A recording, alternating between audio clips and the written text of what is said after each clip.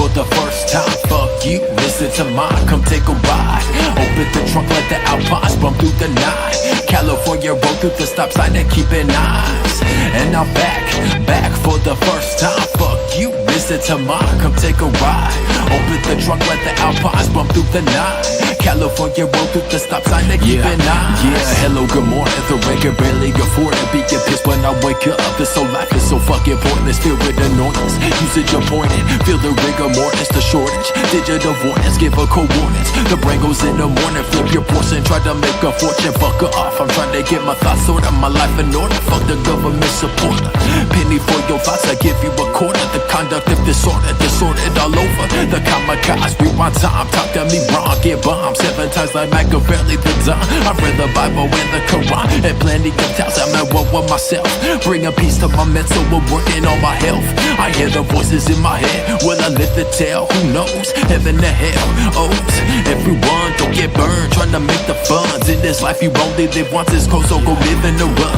And I'm back for the first time. Fuck you, listen to mine, come take a ride. Open the trunk, let the Alpines bump through the night. California roll through the stop sign and keeping eyes. And I'm back for the first time. Fuck you, listen to mine, come take a ride. Open the trunk, let the Alpines bump through the night. California roll through the stop sign and keeping eyes. And I'm back for the first time. Fuck you, listen to rhymes that could just ease your mind through the night and day. In a merciless maze of telepathic tragic, can't resist and take all late. Just to say, contemplate the brain, contaminate, commentate, trying to contain whatever can be done. The thoughts just outrun everyone on the constant, just chalking designers. Fuck it, logical nonsense, stop it, the sonics reclining while driving, cruising late and I will begging homage, reading, gaining knowledge. If you coming at me with some bullshit, you can stop it. Just a thought you should process. Open the blinds to teach the cautious. Just be cautious how the brain reacts. Emotionally detached from everything. If you trying to stop me from getting cash, get the fuck up out my way. Yeah, let it ride out. Yeah, let it ride out. Let the Alpines bump throughout the night. Come take a ride. Yeah, come take a ride. Come take a ride. Yeah, what?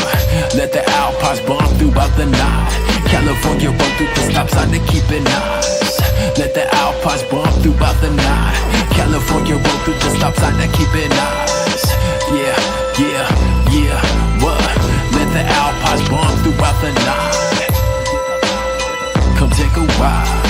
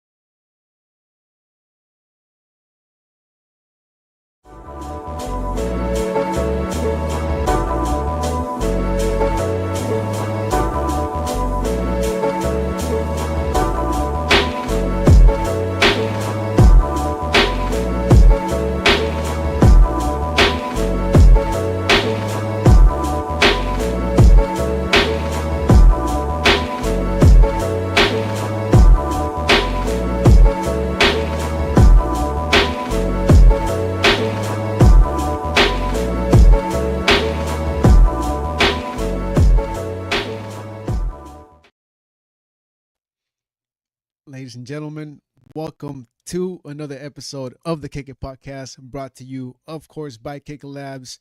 This audio right here is broadcasted to you live from the beautiful city of Oceanside. My name is Victor V, joined by my brother and co-host for this episode, Mr. Bruce. Yep. And of course, we got Piccolo in the green room holding down the production.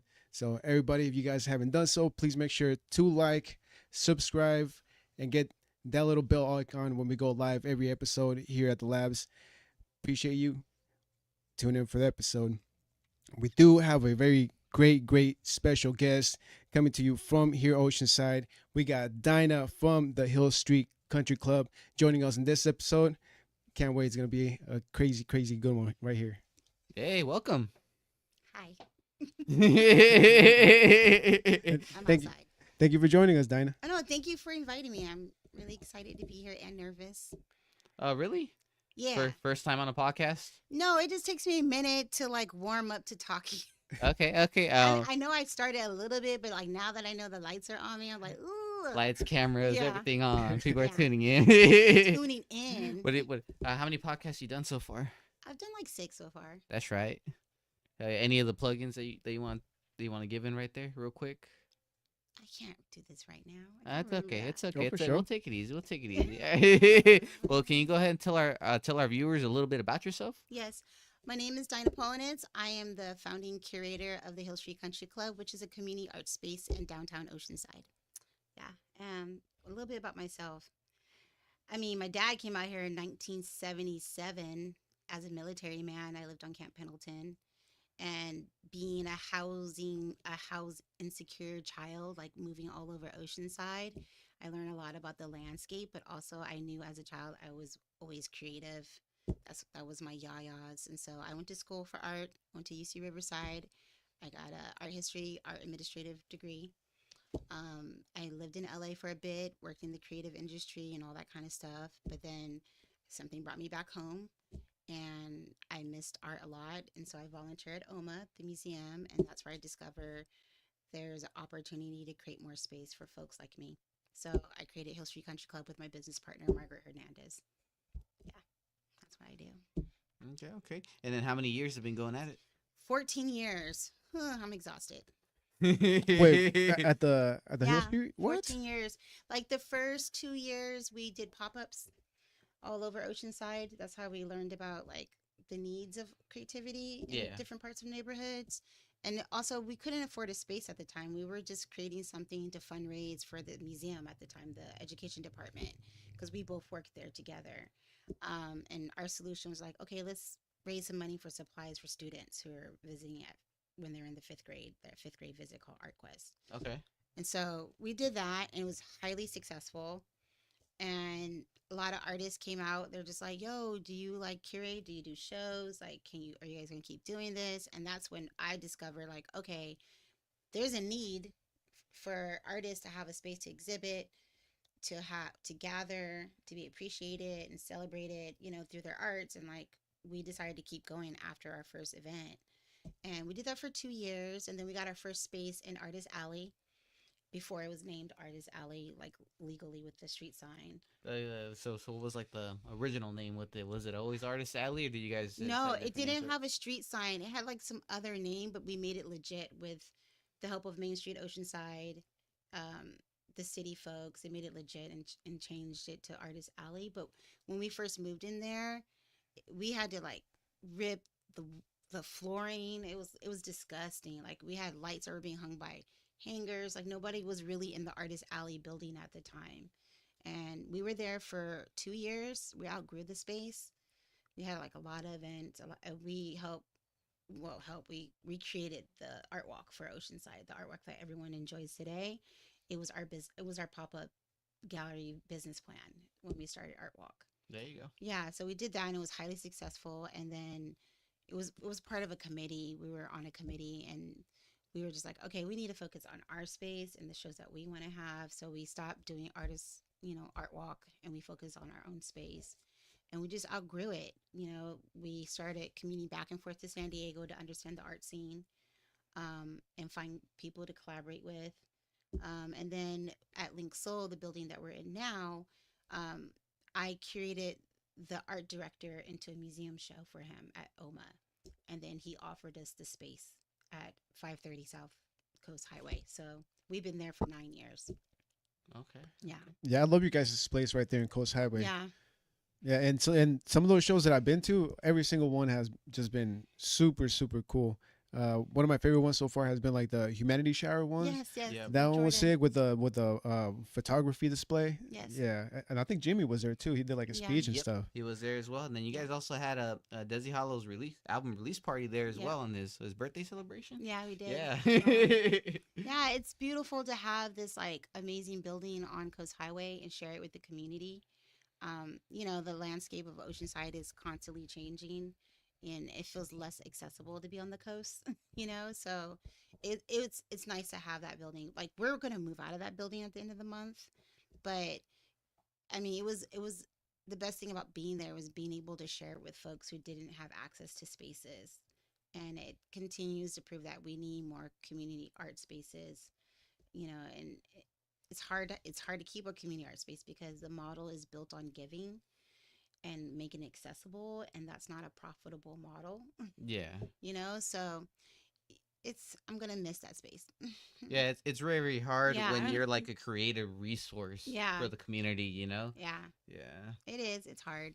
But you know what? We've learned that creating a community art space requires us to be diverse, not just in our ethnicity and race, but also in our art form.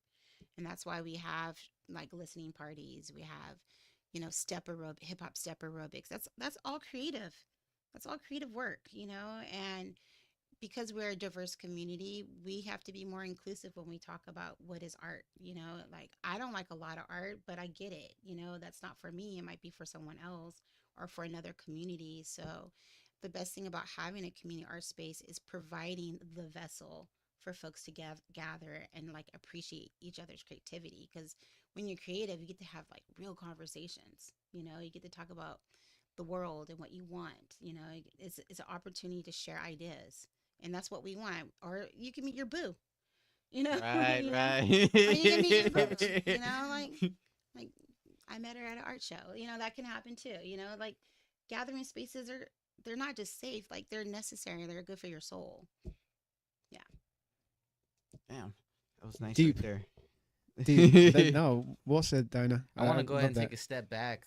You talked about being a part of a community, like when you developed, artist alleys Yeah. and all that. What besides your guys' group, who was part of that community as well? It was a bunch of artists. So during the time, Daniel Foster was the director of the museum. The folks at Main Street.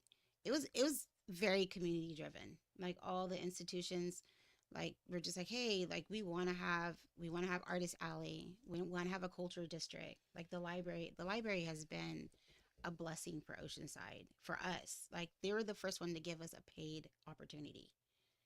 They saw us, and just the library has been a big driver for the arts in Oceanside. And so I hope people just be more respectful and give and celebrate the library, because they've been so diverse in their programming. They really do collaborate with the community. And so having the library, the museum, the Main Street, and like independent artists, it helped us to like organize for the artist alley naming, for the culture district, which is something through the state of California, which a lot of people do not know about. Oceanside was like one of the first round of cities that was designated arts and culture district by the state of California. And that was, how long ago was that? That was about 7 years ago now, I think 7 years. And that's major because it increased property value. It like more people were more interested in Oceanside. Like, oh, they have a culture district. It put us on the map. We also received like $700,000 from the state of California for our art budget. It encouraged our city council to like fund the arts through like policies like Measure X, and increasing the art budget to like, it used to be like 50, now it's 75K a year. It could still be more. Yeah. It's not meth. Stop Right. playing with me. I'm just going to say this. The reason why it can be more is because I can get a 6-figure grant. One person can get a 6-figure grant. Why is the city only giving people $50,000 to $75,000 a year for the arts for a whole city? Think about that. I'm just trying to figure out what's going on with the rest of the money. I mean, I don't know. I don't think it's about what's going on with the money. It's about like, what are the priorities for the money? Right. I mean, money's being spent where it needs to be spent, right? Like, there's certain things I don't agree with, but those are priorities for folks in the building who make decisions. And the question is like, what are the priorities for like the human nature of Oceanside, for the people that live here who want to be socially engaged and feel like they can have fun in their city and feel safe beyond police and whatnot. Like safety could be just having a place to be creative, listening to music is safe. Visiting galleries and museums are safe. Like after school programs are safe. Like, I don't know, just what are the priorities, or what is the principles that the folks making decisions, what are their principles and priorities is what it's really about. So I'm not a hater, I get it, but that's not my ideology. I know that there's other models, and they're thriving. Kids are reading, kids are graduating from high school, moving on to professional, careers. People, when they move out, they come back and they bring those skills back to their city. Like, it's a very reciprocal, experience when you invest in the, like, human nature of your community. So, I want to touch on something you just mentioned right there. Coming back to your community. So, what was it that brought you back to Oceanside and wanted you to? it's not that deep. Yeah. It's not that deep. A Okay. fuck boy. Ooh. Oh. Okay. I got divorced. That's not all it was. I got Oh. divorced. I was sad, and I was like, That's it. It's not that deep. I came back. Um, I moved in with my mom, and, like, I was like, I'm bored. That's really, like, I need to do something. I was still working in LA, like, commuting back to LA, but I moved back because, I had a personal change in my life. And I decided to take a class at Maricosta College. I took experimental installation art class with Gilbert Neary, who's the dean of the new media at Maricosta College. And it was the first time that I took an installation class where it's just like installing, not installing art, but like creating installation art that's meant for people to walk around and touch or enter. And it was a beautiful experience for me. I learned a lot about myself in that class, and I was already graduated with a degree, so I was just taking it for, like, personal and professional development. Like, I want to make art. And so I had a great exhibition experience. My piece was, like, admired. I was like, oh wow, people really like my shit. But I just learned so much about myself. And I just learned how important creativity was for me to heal, or to communicate all the nuances that are going on in my brain. And so, I mean, that was beautiful. And then I was like, I want to get involved in the arts. Like, where is it? Where's that? It was like, where are you guys at? And so I discovered the museum, and I started volunteering there. And then I was offered a job there because I volunteer so much. Um, I worked on their Art After Dark. I was one of their coordinators for the Art After Dark event, their big Halloween event. And, they went through a bunch of budget cuts and stuff like that, or like change in leadership. But while they were doing that, I was helping Julia Pfister in the education department, help her develop it. Okay. And I was she's my mentor. She's the reason why I started. She's like one of the reasons why I started Hill Street Country Club. She taught me how to work backwards. And when I was planning the fundraiser for the education department, that's where I learned. I learned how to work backwards. Always work with a vision, that's working backwards. Because if you have a vision, you're always going to work towards that vision with all the decisions you're going to make. And like I said, that was our first event, was for the museum. And that's when people were like, yo, do it again. So I came back because of, like, heartbreak, but I stayed because community. I sometimes I think about moving all the time. No, I'm not lying. I think about moving all the time. I think about moving back to LA, and I'm like, nah, and I go up there. Then I think about moving to New York. But, like, I want more. I want to be exposed to more art. Sometimes I just want to be the visitor, not the organizer. So. Yeah, but being a producer is beautiful because you get a chance to, like, help people see True. some of those visions. Very true. Like, there's so many dope orgs that came out of our organization just because we said yes. Folks who've been struggling to, like, get their, like, foot off the ground or be visible. And it's beautiful that we became a platform for folks to be more visible in the arts. Like, once they collaborate with us, other institutions want to work with them. People don't know this, but Hill Street Country Club is admired across the county. Like, we've been a model for grants for San Diego, for the city of San Diego. They look at us like, okay, we want to write a grant that does what Hill Street does for organizations. And so people don't know that about us. Like, we have been a leader in the arts as a woman ran space, Black and brown ran space, all working class. Like, we've been a leader in the arts in the San Diego County. And so a lot of people don't know that about us in North County. They just think, like, oh, they're doing art stuff over there. But the city of San Diego respects us hard, like hardcore. Why do you think that is? because they have money. That's right, Danny. They spend their money on arts. Yeah, you know what? I've seen that because like our homegirl, Mr. B Baby, she has like commission a- pieces down yeah. all the time, like, and it's usually down in San Diego. Yeah, yeah. She did a mural for us, the one at Crown Heights. Yep. Yeah, Rad. yeah. Shout that's out. our homegirl. Yeah. Yeah. It's just always cool. Yeah, Michelle's cool. Like, and all other artists that come around here from Oceanside, from North County alone, it's dope as hell. I mean, you've seen it firsthand, like the influence it Yeah. brings down, like throughout the whole county. Yeah. What do you think is the challenges for organizations like you at the Hill Street Country Club to stay as a resource for the community? Land ownership. It's really not that deep. Um, our building sold 60 days ago now, and in preparation of we kind of knew our building was going to go on the market. It's like it's a buyer's market, right? And it's a beautiful spot. It's a beautiful spot. It's right off a coast, and we were hoping to purchase it. You know, I have something else to talk about. We have this big project coming up, and we were hoping to purchase the building with this project, but our landlord put it on the market earlier than we hoped. I kind of knew this was going to happen, you know, like I'm a realist, and I'm so radical that I know reality, you know, like I recognize the patterns. And when I say that, I mean, like, you just have to admit, dude, like we live in a very capitalist society. Everything is ruled by cash. It is what it is. And the community art space model does not work in capitalism. It doesn't work. It doesn't survive. It burns you out. You don't get paid.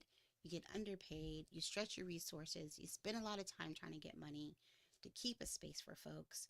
And so, like, that's a challenge. The challenge alone is like you have to figure out how to sustain a space that takes you away from the creativity of the space. And then it's just hard to manage it. It's not a profitable model. So in a capitalist society, you can't be profitable off of community work, right? So that's like that's the second challenge. And then the third challenge is like, you know, all the art spaces that you see that are surviving, the ones that have buildings, their buildings were donated to them by the city. And they still struggle with payroll and keeping up with programming. But one thing they never have to worry about is being evicted, right? So like the third thing is like ownership, building ownership. You know, those are the three things that are like difficult to sustain a community art space. And then, you know, the human side of it, like community engagement is a lot of work. It requires you to go outside the space, go into communities and communicate and do events where they are to help create pipelines between institutions and organizations. So like the labor of building a community art space is challenging too, because you can get burned out because it doesn't pay, or it pays low, or sometimes you make mad money and then sometimes you don't. So it's a very inconsistent, like emotional roller coaster. Yeah, that sounds about goddamn right. Yeah, that's the truth, bro. That sounded You're like right on lawyer the talk. ball right there. It sucks. Yeah, well, there's a beauty in the struggle, you know. There is a beauty. Oh, what you want to say, Dinah? We should not have to struggle to be Right. creative. Preach Like it. we shouldn't have to struggle. It should not be that deep. You hope that your civic leaders see the positive impact in your work and they act accordingly. That's what you hope for. You hope that your city council, your mayor, your board of supervisor, you hope that they see the work that you invest into your community and they value it and they give back. But that's another struggle you have to deal with. You have to constantly be in communication. You got to show up to like city council meetings. You have to be involved in the process of grant making or policy making to ensure that there's equitable funding for all communities for arts.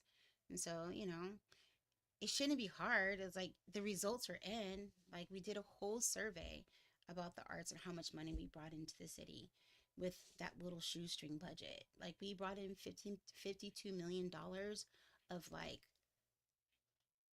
cash flow into local businesses. Like the arts brought people outside to go to restaurants, to go to stores, to rent a hotel.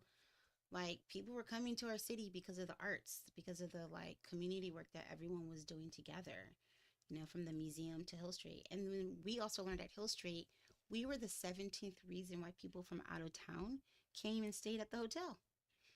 We didn't even know that. We didn't even know that. You know what I mean? So it's like we are reciprocal. Like the work that we do is reciprocal. It brings in tax revenue. It contributes to tax revenue.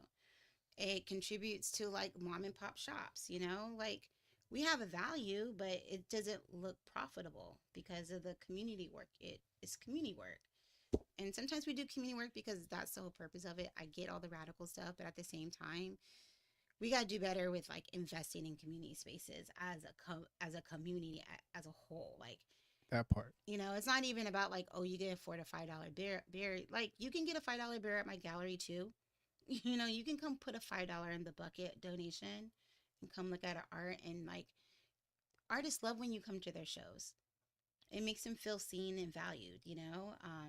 And also it's like it's a great networking space to have, you know, to be around creative people when you have projects going. So it's how you keep creativity going is by having these reciprocal exchanges with each other.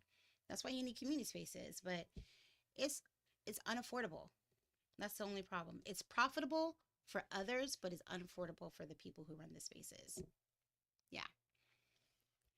Damn, well said. Everybody, don't forget, we are here with Dinah from the Hill Street Country Club, straight kicking it to you guys on the YouTube, on the Instagram. And I think I see a couple of comments. I don't know if Piccolo could pull them up. Piccolo, hook us up with that. Thank you, sir. And IG, we appreciate everyone tapping into the IG. Shout out to y'all. If you haven't done so, give a like, share, and subscribe. We also got Dinah's IG page for the Hill Street Country Club as well. Up right there. Go ahead and give them a follow. Like their post. Go ahead and join on in the journey. Because all this really is a journey. Yeah. Yeah, right? Yeah, a lot of gems being dropped over here, too. I'm sorry. That's fine. This is what we wanted. We talked about the challenges. Now, what do you say is like the most rewarding aspects? Oh, watching the creative community multiply. There you go. That's like the bright spot of all of it. Watching people I've worked with in this space create their own organization, their own creative collective. More is more. That's always been like my philosophy with art. Like more is more. That's perfect. More choices for more people. I believe that art is my tool of activism. Okay. And so when I can create more creative opportunities for folks, that means that there's less stupid people in the world. Right. You know what I mean? Or less stupid people in my community. There's more people coming together with differences and having those hard conversations. Because one thing about art is the soft spot. It's where people come from completely two different backgrounds can come inside and feel a little like, you know, okay, I'm not the smartest person in the room. I have to try to understand this art right now. And it's where you could be vulnerable and like listen and pause and reflect. And you drive down the street or like 3 days later, you think about that art piece you saw and what it was talking about. It's like a seed dropper, you know, of like all these conversations that we're all having. Because one thing about artists, they're just like us, but their language is their art. They use art to like preach, you know, and it helps us general public people to come be vulnerable and soft and not come with our heads all like big and like we're smart. It humbles us, you know, and we get to talk about issues. Right. It brings in like a sense of awareness and consciousness when you're like right there sharing over and admiring like a piece of artwork going on, whether it's like a track, like, oh, that beat was dope, or like those lyrics go hard, or you see a painting and you're like, oh damn, I never understood how that person could like think of that and actually put that on the canvas. Exactly. Or even like a photo. Yeah. So I saw it one way, but this photographer over here showed me and presented it a different way. Exactly. Yeah. Sure, It's also like a great opportunity to like know that you're not the only person having these thoughts in your head. You know what I mean? I know what you mean. Like that's what artists are doing. They have all these thoughts and they have to get them out, and they use their art as their tool and their language. And then you find your community, you know, like, oh, I feel you. You know, I know exactly what you're talking about. Like, I'm not alone. Sometimes it just helps you find your community. So yeah, that's the second bright spot when it comes to the art world. And I don't know, like, I'm very appreciative. I've been doing this for 14 years. I evolved. I've had great opportunities. countless of like exhibitions, and I've done some dope stuff with my colleagues. I have a dope community, like creative team that I work with that I admire, who are smart as hell. So, I mean, it's kept me safe. It's kept me safe, and to be able to be 48 years old and still live a creative life is pretty dope. And Yeah. you said you got a couple more projects coming up pretty soon, also, right? Mm-hmm. Got some big ones, some really big ones. In preparation of our building being for sale, we applied for a coastal conservancy grant. Um, we have been green light to move forward in a feasibility study that begins in September of this year. And the Coastal Conservancy is a state department, and they have grants for different type of projects. And we applied for accessible and affordable hotel space, but we presented our art hotel space in hopes of creating a community art space. In a hotel room? Yeah. No, a Cool. hotel building. Oh, okay. We're Gotcha, building gotcha. a hotel, but it's a creative hotel, and it's going to have a community art space. And we get to curate that experience for the community, and it can stay authentic. And so we got past phase two. In phase two, we started a feasibility study. Our whole team and our like consultants and everyone on our team, we do community workshops. We travel and go look at other artist hotel that exists in the country, and like do all this research. Scope out, lay down the blueprint. Yeah, You gotta lay down learn. blueprint and do like our architect does 3 different models, and the next phase is land acquisition. So we're gonna end up buying property by at least by January of 2026. Yeah, so like I'm excited because we saw it pass in the state assembly, and we're just like, what does Hill Street look like with hospitality? And when you're local, you complain how they gentrify. You complain about it, right? Yeah. I always complain about it. Like I always complain about it, and not only I always complain about how they do it, I'm just like, I've been on some volunteer committees for some of these developers for some of their like affordable housing projects where they say they're going to work with the art community, and they make these big promises with us, and we're part of this whole like feasibility process with them. And then I've always been on that side of it, but being on the like ownership side of it, first of all, they didn't pay us when they were supposed to be paying us. They should have been paying us to be on their committees. I didn't know that. Like I learned that they actually give you a budget to pay people to be on your committee. So I was like, oh, so these developers were like fucking like shanking us. They're just getting free advice from us and putting it in a package and getting government money to build a like apartment building. I was like, they could have been paying us this whole time. Yeah. And so like on our committee, I have people who are local on my committee, like Sunny is going to be on there.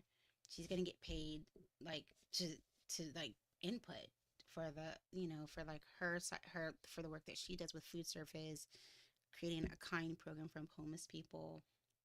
Our hopes is to cater to the kind traveler who wants to give back to the city and give back to our communities, but also to have a hotel space that looks like Oceanside, that feels like Oceanside, that is owned by Oceanside. Like looking at the old architecture style, like the Art Deco and the tiles, and bringing that shit back. Working with local talent to develop like what does our cafeteria look like that's affordable and accessible for the locals can continue to eat there. Like it's nice having nice restaurants on Coast Highway, but like $15 cocktails, that like prices out the local. Like how do we make it more accessible for our locals can have this space? And then the most important thing is like having this community space where we get to tell the hotel operators who they have to work with. This is the first time that we get to say, like, you have to work with this organization, that organization, this organization, and they can use this community space anytime they want. We get to create the rules, because I don't ever want to be in a position ever again to lose a space. And I want to make sure that I can find a space, sustain it, so that others can have access to it. And this is a route that we're going. I was like, this is what Oceanside is doing, but we could do it better. Like, we know our community. We know what our community wants. It's not that deep, Yeah. just like, I know what they want. Like, if I'm going to do tourism, I'm going to do it Oceanside. I'm going to make sure it's authentic. I'm going to make sure that people are employed, live in Oceanside. And you know what I mean? I want to make sure all the organizations have a space that they can actually like use for free versus like renting it. Because the best thing about this whole project is that we're not paying for anything. So like, I'm not trying to make profit off of my community. And it's perfect because I don't have to, because I won't have a mortgage. And so like we have this amazing project and I'm so excited about it. Like it's such a game changer because it's a game changer. Like Oh yeah. no one else is doing it. And it's just crazy how the Coastal Conservancy loved our we were so authentic in our presentation. It was crazy. We were just ourselves. And they're like, we are amazed by you guys. I was like, what? You like how authentic our project is? That's crazy. And you know, and I don't know, like we're looking at property where there's what is it, blight. So we're not gonna like where there's blight. Those are the sites that we're looking at. So places like that need, you know, that have been abandoned. Yeah. You know, and the purpose of it's not just going to be a hotel space, but it's going to have a whole creative ecosystem. We're going to have a craftsmanship program that partners with Maricosta College and the local high school where we teach furniture design, cabinetry design. And that way we have an artist and like a contractor that works closely with young folks. And then that gives us an opportunity to like everything that you see that's designed in the space, it's been designed from our craftsmanship program. Like our students will build chairs and like, you know, like there's a whole nother creative world. You know, there's furniture art. And so like we're gonna have a craftsmanship program. Then we're gonna have our print shop. What about a culinary program? We have a culinary, that's our cafeteria. There you go. Yeah. So the goal is to have affordable and accessible food in cafeteria style, and working with like local farms and working with local culinary students and creating these like pre-packaged foods or like a cafeteria style menu. And not just that, having a cafeteria where people can come in throughout the week to have their like meetings or just to eat, just for it to be affordable. Yeah. Yeah. So like I'm excited. And then like all the folks that I already work with now in the community space, they will be they'll have their programs at the space, you know, like, you know, we have s8e7 who does step aerobics. Like we're still going to do that. She's still going to have access to a space on Coast Highway to like run her classes, except, you know, she will be able to like have more visitors come to her class, which helps her sustain her business. Like she's a local, like this is about keeping our locals like involved in the change and versus pushing them out. This is about bringing stability. Yeah. That's all really your mission is looking for. You want something stable. Yeah. You want a real deep foundation. Exactly. That's right. Exactly. Like, I mean, I like losing our building. I went into dark mode. I was like all sad at first, but not about losing my building. Just like it's a heartbreak. It's a heartbreak, but it's also like you get to a fork in the road and you're like, shit got shake. Yeah, I get you. It be like that sometimes. Shit gotta shake. You gotta change shit. You know, it's just there's times like that. You're just like, this shit's a scam. I'm not doing this again. I'm tired of this shit. That's really what it was. Yeah, no, but it's new challenges, new opportunities. You know, exactly. You know, and at Hill Street, we have this. Our other colleague at Hill Street, he wrote this like statement to us like, build strong institutions, let the old ones die. Refuse to help the old ones, let them die. Mm-hmm. Build new ones, make them strong. You know, and that's like a motto for us. Like, all right, that failed. What are we doing wrong? Let that model die. Build a new one. We're just building a new model. You know, you got to be willing to let go to grow. Because sometimes you outgrow your mission and don't even know it until it crashes and tells you like, bitch, it's over. You know what I mean? You get to the point where it's like, this is not sustainable. This is going to break you if you keep going this way. It's time to switch up. It's time for things to shake. It's time for a new model. And you should be willing to like change. You know, as I get older, it's so important for me to change. It's so important for me to listen to younger people. It's so important for me to unlearn so that I can continue to evolve and create a sustainable model for others, not just for myself. Because at the end of the day, like, I'm not going to be running this ship forever. someone else is going to do it. And that's what I want. I don't want to do this forever. I want to be able to like, okay, cool. Like this is working for everyone and I can walk away. So like you have to like be okay with like letting the old institution die so you could build a new one and make it stronger. And I think everyone should like live their life that way. I like that, but also it sounded kind of hard, like unlearning. Like, how do you unlearn something? But you just got to start over sometimes. I do that. I do that every day when I remind myself, it's like everything they told me in the beginning was a lie. Yeah. I tell myself Basically. that. Get new answers.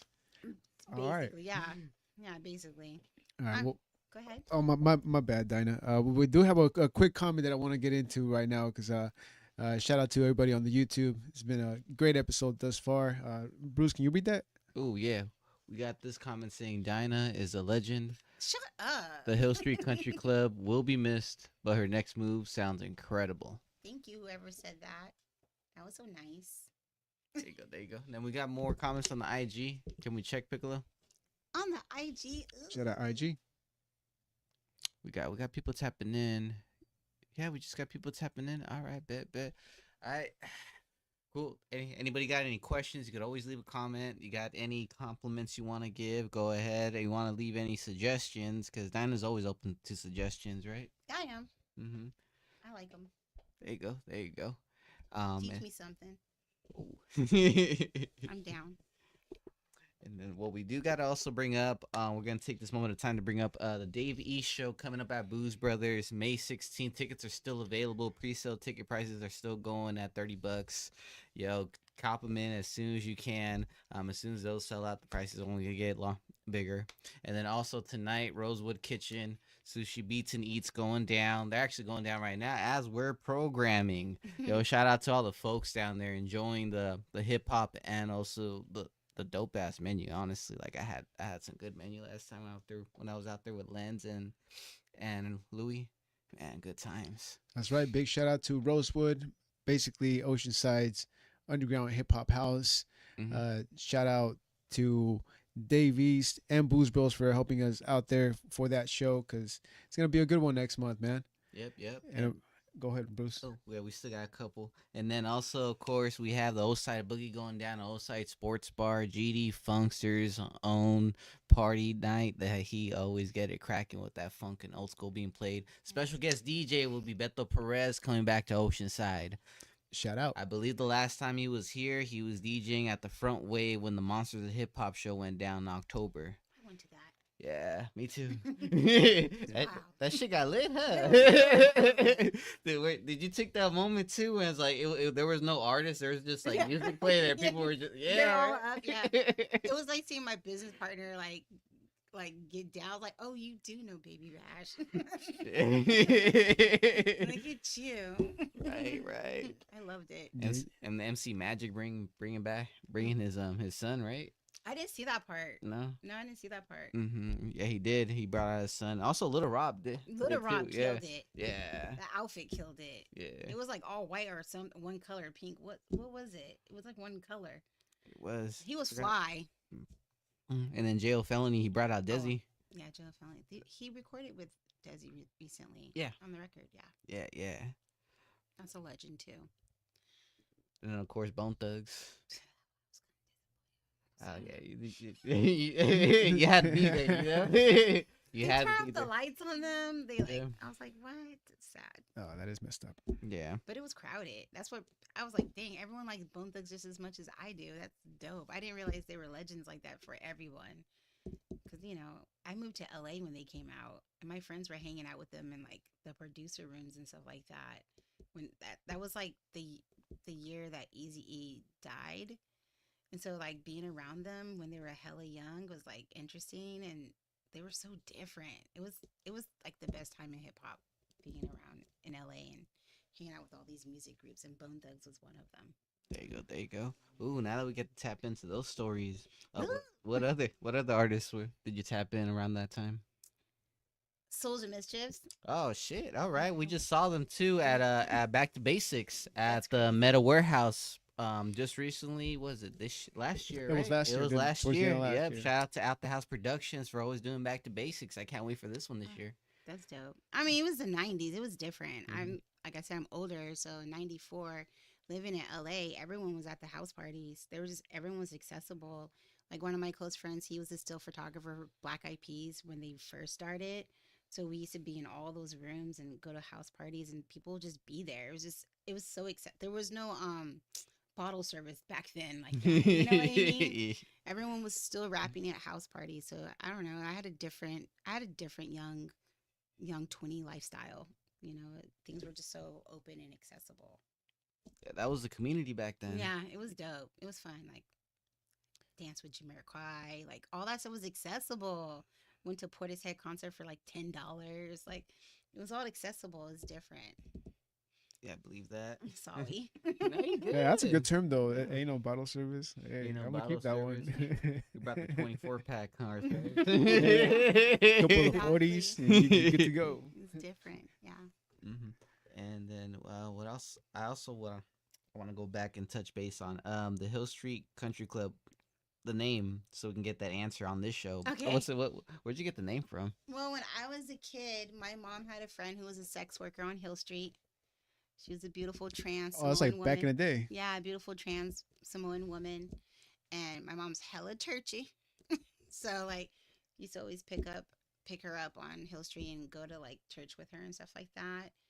And just like the experience that I had working for like major museums and institutions that have wealth attached to it, they always treated art like a country club. Didn't really make it accessible.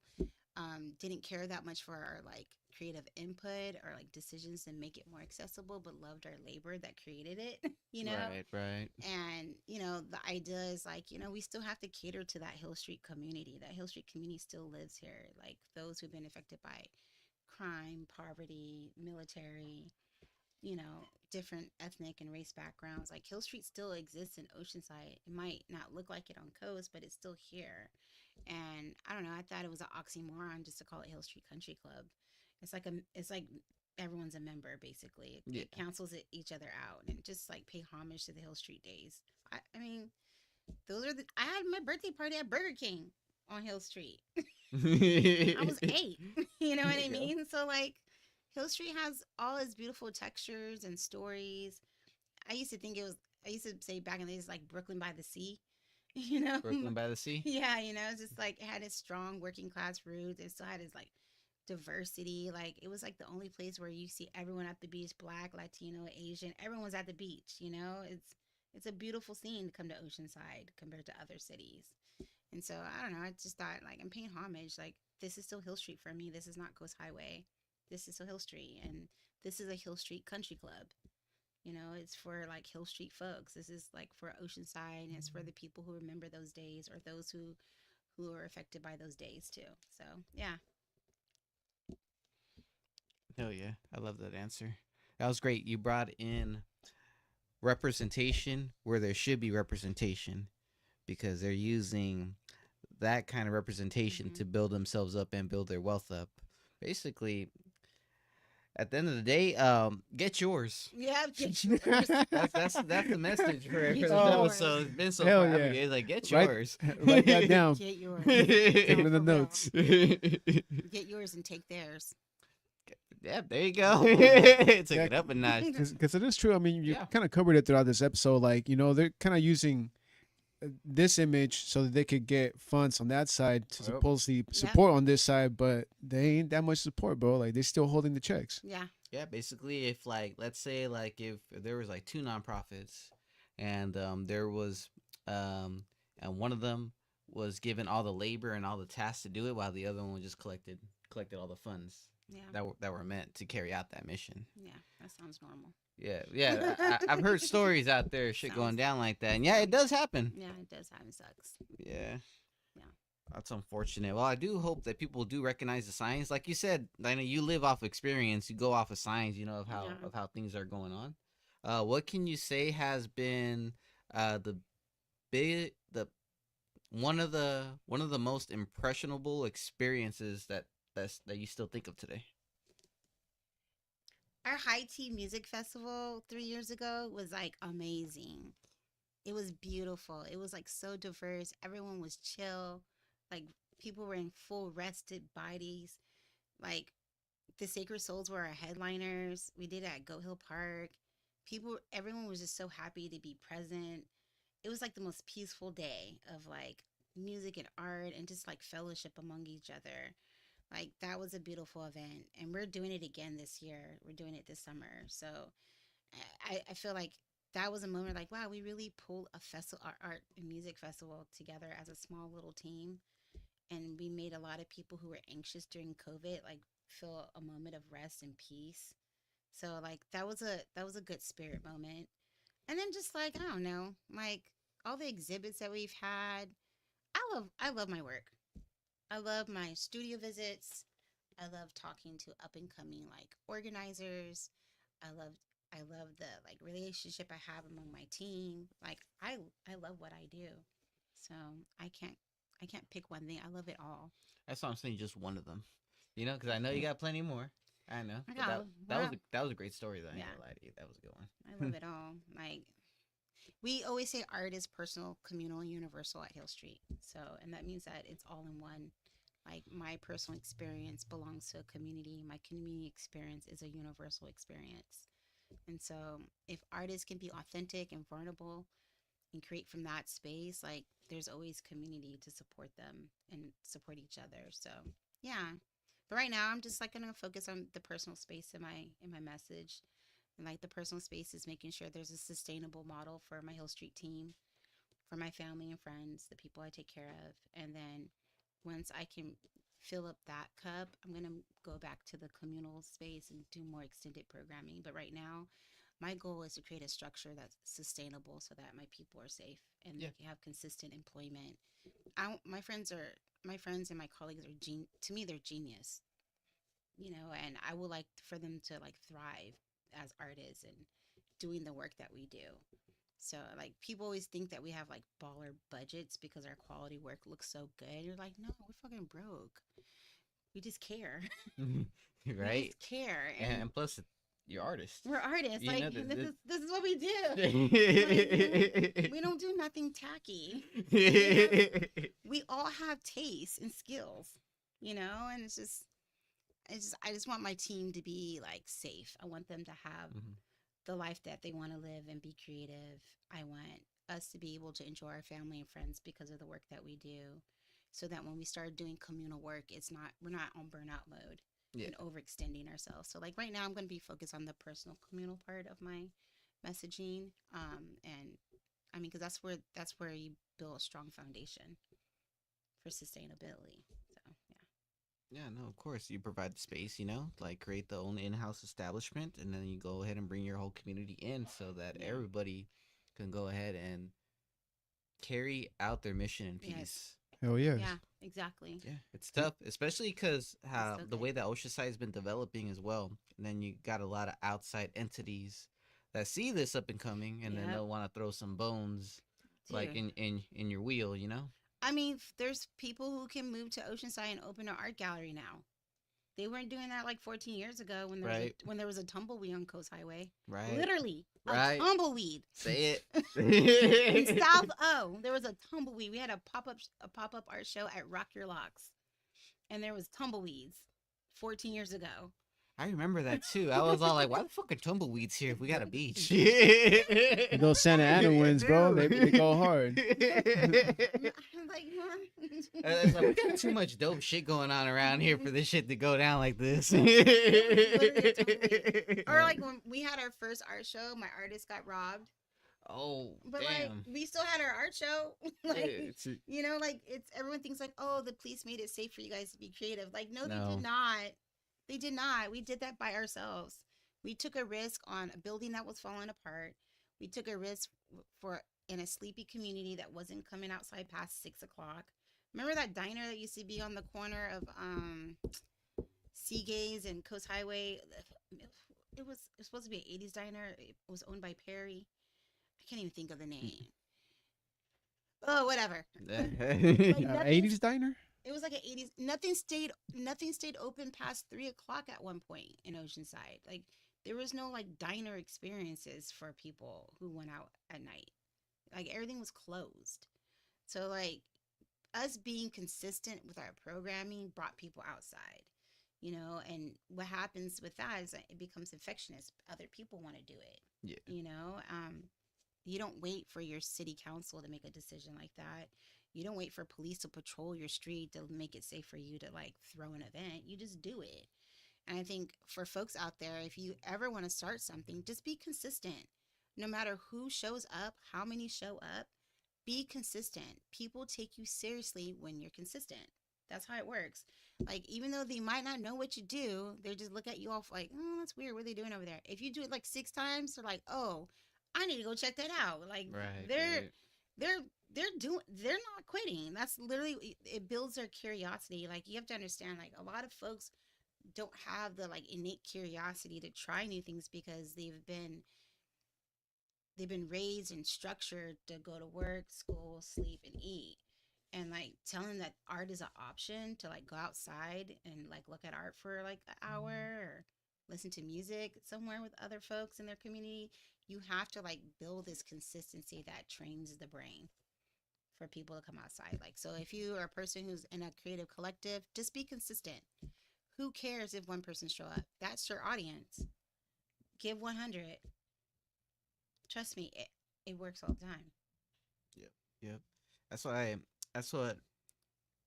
like one of the messages that come across here at Kick It Labs. Like, no matter what your passion is, like, don't go ahead and focus on how many numbers you got, how many likes you got, how many shares you got, or how many followers you got.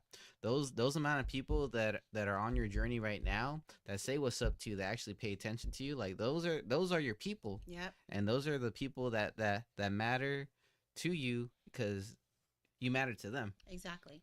That's and real. They become your best volunteers or supporters. Or trust me, like I have folks who've been with us for 14 whole years as volunteers or just like hearsay or donating, like because we were consistent with them. We provided them a consistent space to look at art, to celebrate art, to listen to music, to make art, you know, to do civic identity like issues and stuff like that. Like be consistent. That's all you have to do. It's not that deep. It's really not that hard out here. The only thing that's hard is dealing with the adults. Oh yeah. Yeah. Everybody, network, Yeah. network. And as Shia LaBeouf would say, just do it. Just do it. He did say that. He did say that. That guy. Oh, yeah. Well, Dinah, if anybody wants to reach out to like do a collab, where could they hit you up at? You can email me, dinah@thehillstreetcountryclub.org. My name's somewhere up there. Spell it correctly. Or if you're a person who likes to slide in my DMs, you can visit my personal or my Hill Street Country Club's Instagram. But my personal one is Your One Black Friend. Your One Black Friend. And it's spelled URONE friend. You can slide in my DMs. I'm down for that stuff. So like, yeah, just email me. It's not that deep for me. Just, you know, don't have me doing all the labor. Yeah, I hear that part. Don't have me doing all the labor. Yeah, not gonna lie, I think I like email a little bit more than the Instagram messages. I like emails. Yeah, it's a little easier sometimes. I like emails when there's details. I like Instagram when you slide in my DMs, I get to lurk and see what you're about and see all the images. So I'd be like, do I give you like an opportunity to like work together? I want to see what you're about. I believe in lurking. People need to lurk more. Be curious. Like if you're in a creative space, be a visual learner. You gotta scope some shit, you know? Use those visuals, like learn about that person. Not that deep. I'll learn to learn. That's what I took from that episode. Hell yeah, lurk. I love how you stuck with that phrase. I love to learn. Or unlearn, right? That's what you're gonna Yeah. Unlearn to learn, but I do love to learn. But then sometimes I gotta unlearn that shit so I can learn new shit. Yeah. Do we Hell got yes. any dates for any of the upcoming projects coming out? What do I have going on? My brain is like blah, blah, blah. April 30th, the Marissa DeLuca show is closing. What goes up comes down. It's, you know, paintings and fragments of Oceanside. Um, and then what else? I have a lot of stuff outside of Oceanside happening. We Hill Street Country Club as a team, a coutural team, we got a residency program at Liberty Station for their Gallery 201. So we're curating all the emerging artists that have studios there now. In September, just like really follow us, go to our website, join our newsletter, because in September is when we're going to be beefing up our community workshops for the new project. From now to September, we're just working on like contracts that we have. Like we have a lot of like projects and programs outside of our space, and so I don't just follow us on Instagram and see what we're up to. But in September, if you really care about our next like journey and you want to be involved and you want to help curate and shape that experience for the general public, come around in September. We need you. We need your input. We need to know what you don't like. We need to know what you want. We want to know what the expectations like. I want real down to earth folks to come through, and help us like build this amazing experience. We are hosting Oceanside Zine Fair in October at the Junior South. I always say his name wrong. South Community Center. We did it last year. Um, yeah, so Zine Fair is coming. We've been doing Zine Fair for like the past like 5 years. We also started a zine catalog with the Oceanside Public Library. So if you have a zine and you want to get an ISBN on that, so if people look for your work on the internet, we catalog with the Oceanside Public Library. So we do a lot of that. What else we're doing? We're bringing back high tea this summer. I'm in talks with possibly moving it to a park versus Goat Hill because I want to make it more accessible inside the community. So hopefully I can have it at John Landis Park versus like Goat Hill. I just want to make sure like communities where I grew up and played have access to the stuff that I create. Yeah, and John Landis is super cool. It's a up and coming park that they started doing some of the murals, and now they just unveiled the skate park not long ago. Exactly. So I grew up there. Yeah, my dad used to play pickup basketball there. Yeah, so it's like I have a lot of memories. Like every time I go to that park, I'm just like, I need to do something here because this is where I spend a lot of my days as a child. So yeah, we have some good stuff happening. There you go. There you go.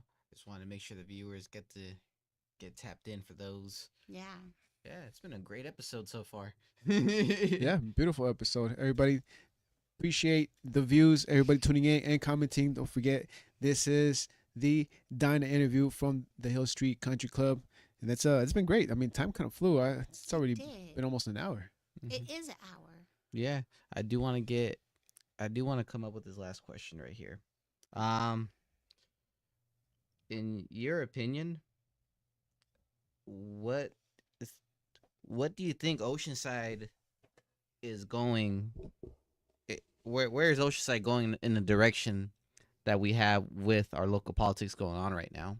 That includes like the arts and like the policies that are coming about and whatnot.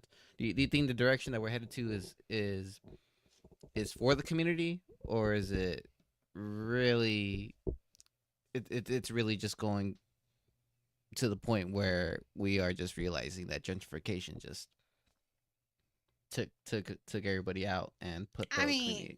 Gentrification is inevitable. It's been happening. It's pushing people like Hill Street out. Yeah. Like that's evidence, right? That it's not saving community spaces. There's some it's tough, right? You know what it is? There's not enough bold politicians. And there are the bold ones that are elected and they're doing good work, but they are the minority. But there's not a lot of bold city staff. Everyone has to play their role. And I understand the dynamics behind the scene, but it would be nice if we had city staff that was more bold, who see the positive impact, of the work that they're doing, where they do invest in the community and like acknowledge that they did that and how to do more. I think they're doing good with Measure X right now. Measure X is more there's more transparency on applying for Measure X fund that wasn't happening last time. So I think there's something that is proved there, that Measure X funding is becoming more available for like community members to apply for like youth development programming. So that's something that's great. The Oceanside Public Library just hired a 30-hour a week admin. That's a big deal. Like the Oceanside didn't have a public art person at all. It's all been going through the library. So like being able to hire someone for the arts in Oceanside is a really big deal. And the person they hire is a phenomenal person. She's Oceanside. She went to UC Irvine. She's amazing, like photo documentary. Her name is Anna Marie. She's dope. You know, she knows the community. So there's some great stuff happening, you know, but I just wish there was more boldness and people weren't so scared, but that's all politics and you can't do nothing about that. Um, what you can do is like gather, don't be afraid to lobby. It's cool to go to city council. That's cool and all. By the time things go to city council, the decisions are most likely made. But I Right, think right. I think we should like teach folks how to lobby, how to meet with your city council member on a regular basis, check in on them, check in on your mayor. Like, you know, these should be busy talking to you and listening to you. I think that's something that we should do as community members is like, we got concerns or we have wants and needs. Who do I talk to? Go directly to the source. Say, I want to meet with you. Hit them up. That's our job. You know, don't wait for things to go to council. Like, trust me, they're listening to other people. Why not have them listen to you too? If developers can come in and talk to your elected officials, why can't you? That part. That was a great answer, Dana. You're welcome. Hey, I appreciate you for that. Welcome. Hell yeah. And with that being said, hey, Victor, you got any last questions you want to say? No questions, but and that last one kind of threw me in for a loop, dude. It sure did, because gentrification is here, has been here, and it's not gonna stop anytime soon. But it's just there should be some return to the people that got pushed out, you know, and be able to help some of these voices be heard, and some of these artistic individuals being able to have a platform to where they could actually showcase their art. Mhm. I mean, I've traveled to some American cities, like not to sound like a snob, but I've been to the Hamptons. I've been to Martha's Vineyard. Trust me, they have architectural standards. You can't build anything that looks outside their architectural standards. That's like one way to keep things authentic, by like owning your architectural standards, you know? Second thing, they don't allow chain restaurants in. They want people to come to Martha's Vineyard, come to Hamptons to have an authentic experience, to have a local experience. So they don't allow chain restaurants in. I mean, there's ways of keeping it authentic and local and making sure the local people have not just the access, but also can like make money too when tourism's happening. Because tourism's happening. Joe Biden made a whole tourism department. We never had one before. We have one now. It's the ship has sailed. The train is off the tracks. It's happening. And so I really encourage people, get more involved, like lobby and ask questions. Like you should really show up. They're huckleberries too. They're like accessible. You know, your mayor's not living in Beverly Hills. She lives in Oceanside. Talk to her. Your city council member lives in Oceanside. Talk to them. Like just talk to people. Like talk to your neighbors about it. Just start these conversations about how do you want to live in Oceanside? What do you want for Oceanside? Because there's been different like phases of gentrification throughout Oceanside's history. I think this is the first time that it feels like it's gonna work. Right? This is the first time I'm like, oh shit, this is taking off. Right? Like this is the first time I've ever like in my adult life, I've seen it fail. I've seen hotels abandoned. I've seen buildings abandoned. This time I'm just like, ooh, I think they figured out the like formula. It's here. It's not going anywhere. You know, and also our economic system is so different compared to what it was in the 80s and the 90s and the early 2000s. Right. You know, there's folks who have more money than us who could buy more things. So we should, as a community, gather and like protect our spaces by investing our money into those spaces.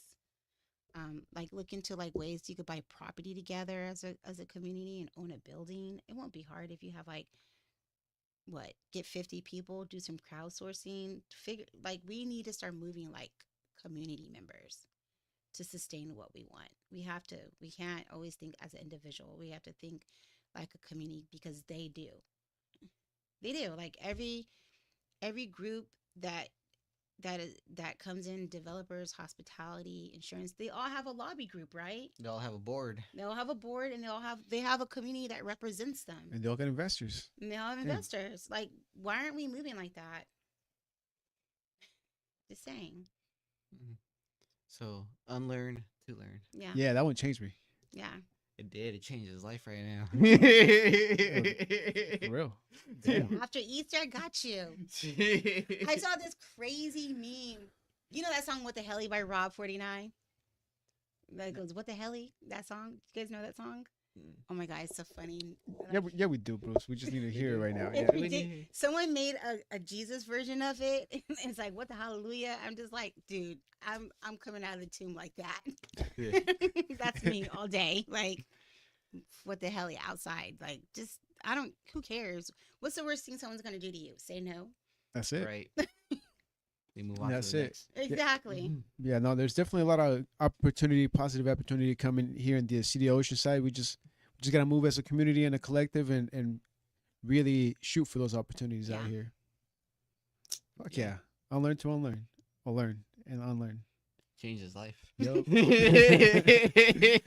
Oh wow. God bless you, child. I got you. Piccolo, thanks again. Let's do a last run through Instagram, last run through YouTube, and definitely thank everybody on the Spotify, on the podcast, and everybody that tuned in for the interview.